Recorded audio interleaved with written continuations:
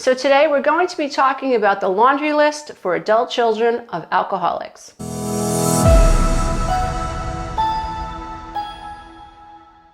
Don't forget to click the subscribe button and the notification bell. This way, every time I upload a video, you dear one will be the first to know. And also, when you click the like button, that tells YouTube that you think this information is valuable. And YouTube is far more likely to show this video to people that they think will benefit from it. I think it's important that we recognize the laundry list for adult children of alcoholics, and this is why. When I was going through my recovery journey, this happened after a deep awakening, because prior to me recognizing what was wrong with me, I felt stuck in some type of quantum goop, like it was the Matrix quagmire. Like I was unhappy, I was resentful, I was angry, I was sad, I was lonely, my relationship with my ex-husband was getting worse. I felt more and more out of my mind, things weren't making sense to me, and my body was failing. I became someone I didn't recognize. It was sort of like I felt I was locked inside of a bird cage. I was like this lion that was locked inside of this tiny bird cage. I wanted out, and I didn't see a way out. I couldn't figure out a way out. And ultimately, what I realized was that the brain can only play with the tools that are in the shed. If you are a mom and you have 3 kids and you are in a dysfunctional relationship and your parents were adult children of alcoholics or narcissists, well, they did not prepare you for the world. You do not have the life skills necessary to navigate a dysfunctional marriage. You do not have the life skills to parent your children in a way that is not frustrating or in a way that's going to benefit your children and get them to feel seen and heard, nor is it going to prove to be a really joyful experience for you, because parenting is the most difficult job in the world. You know, if you go out and you buy a car, they pretty much act all the same way. If you go to an ice skating rink, you pretty much know what you're going to get. You know, you have to lace up your ice skates. You know that the rink is oftentimes a circular rink. You know that you're going to be going in circles. You know, if you fall, you get up. You know that if your pants get wet, you can change them. But when it comes to raising children, every child is different, and they don't come with their own little handbook, and you are the one that is going to have to adjust yourself to this little person's personality. And you are also the one that is shaping this child's personality. The less life skills that you have and the less healthy parenting that you received as a child, the less equipped you're going to feel to raise these little children. So it makes sense to identify the hole in the wall. It makes sense to say, wait a minute, why am I struggling? What do I need here? How has my childhood affected me? And obviously, what can I do about it? Like, what is the cost of me not doing this work? It is tremendous, because what happens, and it's happened in my life, is that what you don't heal, your children are going to have to heal. And if they don't heal it, then your grandchildren are going to have to heal it. And the good news is that if you stop to take the time to heal your life, well, then you help equip your children with the life skills that they need to heal their life. And you save them so much drama into the future. And this is the way we become cycle breakers. This is the way we become way showers. This is the way we become healers in our own life and in our family's life. We actually break the cycle of generational trauma. And I don't think there's any other nobler path, because you are saying to the universe, enough is enough. This stops with me. And I'm going to chisel off of this wheel of karma, and I'm going to create a new pattern, and I'm going to arm my children with new skills so that this does not continue. So that my children, my grandchildren, my great-grandchildren, and so on and so on and so on, have opportunities to change this world and live in harmony and balance in a way that I didn't have, or my parents had, or my grandparents had. I mean, it's just tremendous. It's so beautiful when you really take up the rod of healing. So let's talk about the laundry list for adult children of alcoholics. The first one, we became isolated and afraid of many people and authority figures. We became approval seekers and lost our identity in the process. That's codependency. We are frightened by angry people and any personal criticism. This is tied to shame. We either became alcoholics, marry them, or both, or find another compulsive personality, such as a workaholic, to fulfill our sick abandonment needs. So if you are the adult child of an alcoholic, you feel abandoned. You end up replaying the abandonment issue in future relationships. So you always end up chasing after someone else's love, their time, and their approval. We live from the viewpoint of victims, and we are attracted by that weakness in our love and friendship relationships.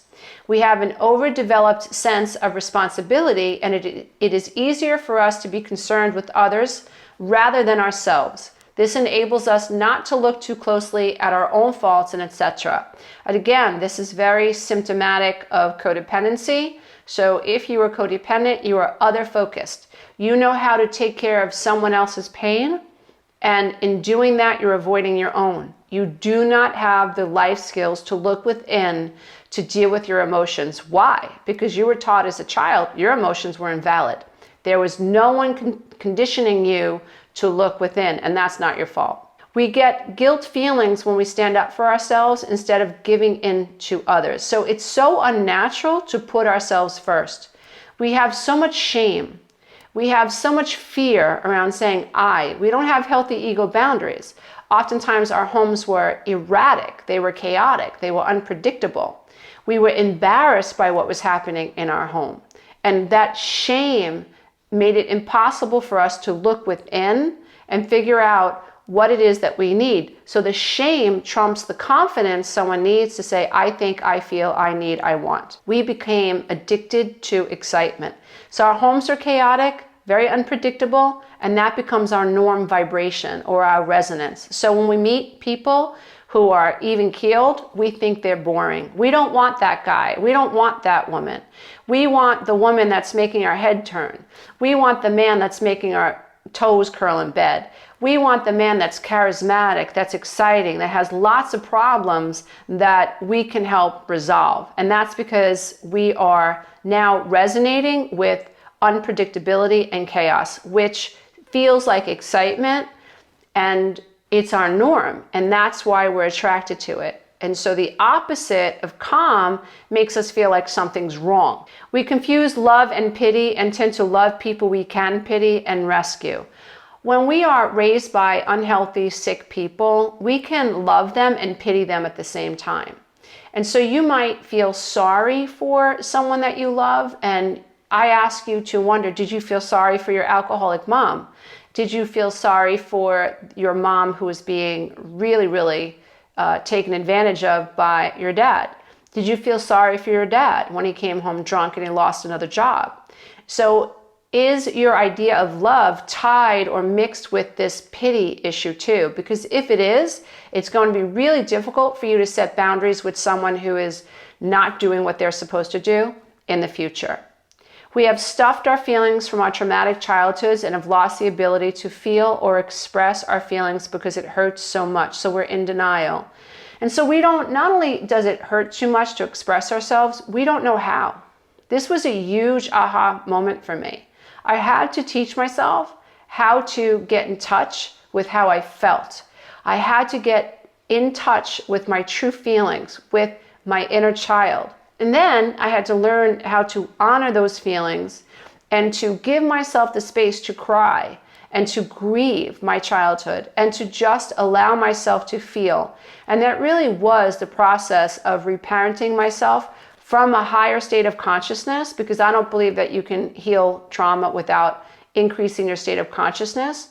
And learning to do that masterfully and skillfully will absolutely set you free. We judge ourselves harshly and have a very low sense of self-esteem. I think that not only do we have a low sense of self-esteem, we don't have a sense of self.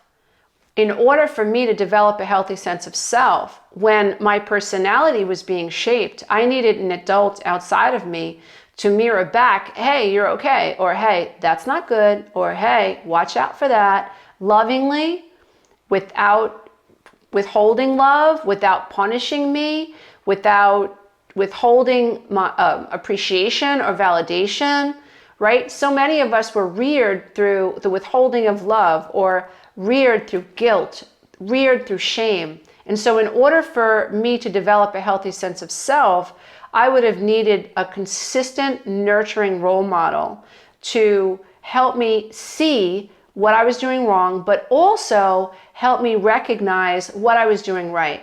So in order for you to develop a healthy sense of self, you would have needed healthy mirroring from the outside. And without that, we can't develop a healthy sense of self. So you're not crazy if you feel like you don't know yourself. You're not crazy if you don't know who you are. This is all the consequences of being raised by people who are dysfunctional. We are dependent personalities who are terrified of abandonment feelings, which we receive from living with sick people who were never there emotionally for us. Now, if you think about abandonment, it's really important. It is so important because abandonment is akin to death. And the human mind, and I like to go into the mind because this is all science. You know, you could argue feelings and behaviors, but you can't argue science. And when we're thinking about the human brain, we have to recognize that the brain is built to survive. And the human brain associates abandonment with death. And so if I am emotionally abandoned, what is that telling my brain? It's telling my brain that I do not have the support of the people that I need to survive this experience on earth. If I am continually ignored, invalidated, left to cry, taught that my feelings are invalid, I'm pushed around, love is being withheld from me, I am denied medical care, and so on. If I am consistently ignored, then my brain considers that a problem. I am now in survival mode, and my brain then wires for protection. My brain wires for fear. I become hypervigilant, and so I am always on edge, afraid of the next shoe dropping, which is you abandoning me. And so I will be codependent, and I will enable you so that you don't abandon me. I will look to please you. I will be your biggest champion. I will be your biggest cheerleader because the fear of you leaving me is tied to survival. So this is neurological. If you are the adult child and you fear abandonment, you must understand you're not crazy. This is neurological. The good news is you can break through your subconscious programming, you can change your life, and you can break patterns and live an amazing life. I'm proof. Next one. Alcoholism is a family disease, and we became para-alcoholics and took on the characteristics of that disease even though we did not pick up the drink. What that means is that we lose control. We feel like the person we're taking care of is in control of us. So if we have someone who is drinking and is not paying their rent, that makes us feel anxious. So we feel out of control because that person's not doing what they should be doing. Now, this becomes a sense of paranoia. It becomes the inability to think. We may stop eating. We may stop taking care of ourselves. And these are all things that someone who's struggling with an addiction feels as well. They feel like they're being controlled by whatever it is that they're addicted to. And we feel like we're being controlled by whatever these people are doing or not doing. So we take on the same symptoms. Para-alcoholics are reactors rather than actors. That means that we are reacting to what's happening outside of us rather than from a state of selfhood. Remember, we don't have a self. Our childhoods have robbed us of a childhood. We had none of that time and that space where adults were tending to us and making sure that our innate talents were fostered, were honored, and were explored. For instance, I recently became a grandmother, and I already have it in my head that I can't wait for my little granddaughter to start showing signs of what is innate and what is natural for her, as opposed to being raised in my situation by parents who suppressed the fact that I wanted to be a writer. My mother read my journals. My mother laughed at my journals. When I was 17 and my dad said, "What do you want to be?" And I said, "I'd like to be a writer." He scoffed at me and said, "You'll never make any money. You don't want to do that. You want to do this." So these are two prime examples of parents who did not value that since I was 7 years old, I wanted to write. That was natural for me. Healthy parents wait to see what's innate in their child, and then they foster that. Unhealthy parents say, oh, you want to be a dancer? No, I want you to be an engineer. Unhealthy parents say, oh, you want to be a yoga instructor or you want to be a writer? That's ridiculous. You should be a lawyer. You should be a doctor. Why? That's a parent who's got high narcissistic traits. That's a parent who's saying, I want to live through you. I want to have bragging rights. So your life is about me and me feeling better about me. It's a covert conversation. It's a covert relationship that a narcissistic parent has with the child sometimes before the child was even born. So I hope that if you are struggling with who am I, if you are struggling with what happened to me, if you're struggling with where do I go, these traits of what it means to be the adult child of an alcoholic, which is called the laundry list, really help you pull some of the pieces of the puzzle together so that you can start figuring out what's wrong. My catchphrase, one of my catchphrases is, it's not you, it's your programming. If you were raised by immature parents, then there have been consequences. Dear one, you don't have the life skills you need to live a clear, confident, peaceful, abundant life. And that is not your fault. You cannot play with tools in the shed that don't exist. You cannot have life skills that you weren't given. The good news is that once you know what's wrong, you can start learning those life skills. You can be put on a path that allows you to live an abundant life. And I just think that is worth talking about. It's worth shouting from the mountains. So if you know the adult child of an alcoholic, or you know an adult child of an alcoholic, or maybe that's you, or if you know someone who's struggling with being the adult child of a narcissistic parent, if you know someone who is struggling with raising their own children, and you think maybe their childhood had something to do with it, share this with them, because this is information that can absolutely change and save their life and help them break unhealthy patterns so that their children can live an abundant life too. If this work resonates with you, please check out the 12-week Breakthrough Coaching Program. This is a program that I've specifically created for adult children of alcoholics and adult children of narcissistic parents who have grown up feeling emotionally neglected, invisible, unseen, and unheard. I will teach you how to reparent yourself. I will teach you how to heal your subconscious programs. I will give you the tools that you need, that you deserved in childhood, to help you become the master of your life, to help you become the authority of your life, and help you become a better parent too. Namaste, everybody. Until next time, we got this. Hey, if you love this content, don't forget to check out the next video, and you can go to my website and take the codependency quiz.